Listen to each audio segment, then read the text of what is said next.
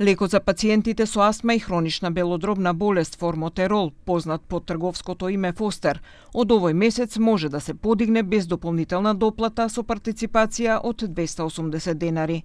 Посетивме аптеки низ Скопје и проверивме дали навистина тоа е така. Значи треба да имате извештај од пулмолог, со тој извештај одите кај лекарот и пишува рецепт.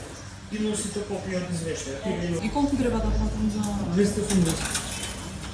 Од Министерството за здравство соопштија дека биле известени од компанијата носител на одобрението за ставање во промет на лекот Фостер, кој се наоѓа на позитивната листа на лекови, дека се направени измени во интерес на пациентите кои го користат овој лек. Почнувајќи од овој месец, осигурените лица повторно ќе може да го добијат лекот во аптеките без дополнителна доплата, плаќајќи само партиципација утврдена со закон за услугата издавање лек на рецепт. Истото важи и за другите лекови кои ги содржат истите активни состојки и се користат во третманот на хроничната обструктивна белодробна болест.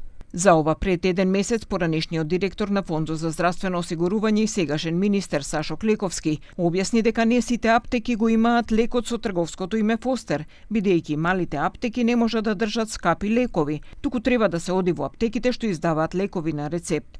Освен тоа, тој посочи дека имало и поплаки од пациенти против 5 аптеки во Битола, 2 аптеки во Скопје и еден матичен лекар кој не сакал да го прифати извештајот од специјалистот.